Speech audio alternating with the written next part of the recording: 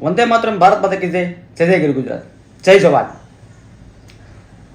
પીપળી ગામમાં આર્મી મેનને જે નોટિસ ફટકાર્યા બાદ કાલે અમો પીપળી ગામના મુલાકાતે ગયા ત્યારે અમને જાણવા મળેલું કે આ મુજબ આ પીપળી ગામની અંદર 1998માં 7 પ્લોટ જે હાલ સિસ્ટમ છે એ પ્રમાણે તે બાંધકામ થયેલા સિસ્ટમ ગામના લોકોને આપવામાં આવ્યા છે. 7 પ્લોટ.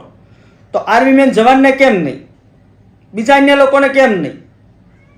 7 જણાને જેમને પ્લોટ ફાવ્યા છે એમને આજે અમે ખુલતા સોમવારના દિવસે માહિતી પણ માગી છે, માહિતી મળી પણ ગઈ છે. બાંધકામ થયેલું હતું એ પીપળી ગામની ગ્રામ પંચાયતે 1998માં એ 7 જણાને બાંધકામ થયેલું પ્લોટ ફાળવ્યા છે. તો આ લોકોને કેમ નહીં? આ લોકો પૈસા ભરવા તૈયાર છે. માત્ર ને માત્ર તે કોળી સમાજનો છોકરો આર્મી મેન છે અને એને ટાર્ગેટ કરીને કરવામાં આવી રહ્યું છે. સમજાતું નથી કાંઈ. આ વાતનું દબાણ થતા સિહોર તાલુકા પંચાયતનો ટીડીઓ એ પણ રજા પર મૂકીને વહી ગયા છે.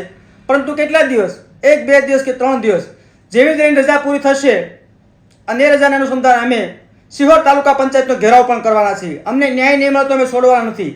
એક તો અમારો કોળી સમાજનો છોકરો આર્મીમાં હોય અને એને તમે નોટિસ ફટકારી રહ્યા છો અને એ ગેરકાયદેસર. અગાઉ તમે 7 પ્લોટ તો આપ્યા છે આમાં, તો અમને જ કેમ નહીં? જાણી જોઈને તમે ટાર્ગેટ કરવામાં આવી રહ્યા છે. પરંતુ છૂટાયેલા પ્રતિનિધિઓ પણ સૂપ છે. કોળી સમાજના છૂટાયેલા પ્રતિનિધિઓ સૂપ છે. ડૂબી મરવું જોઈએ તમારા ધારાસભ્યશ્રીઓ, સાંસદશ્રીઓ, તમારે ડૂબી મરવું જોઈએ. કોળી સમાજના યુવાન માથે ખોટી રીતે દેશના સીમાડા હાંચવતો હોય એવા યુવાનને નોટિસ ફટકારવામાં આવશે. તમારા મત વિસ્તારને તોય તમે સૂપ છો. આનાથી મોટું કોળી સમાજમાં કયું દુઃખ હોય? પરંતુ ટીડીઓ સાહેબ રજા મૂકીને વહી ગયા છે.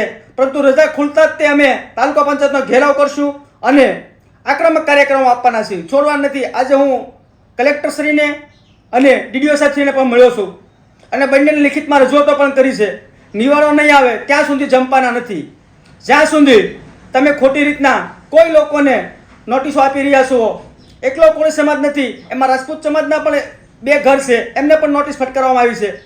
એટલે કોઈનું ચલાવી લેવામાં આવશે નહીં. જ્યાં સુધી ટીડીઓ તાલુકા પંચાયતની અંદર હાજર થશે ને એટલે તરત એનો કાર્યક્રમ આપવામાં આવશે.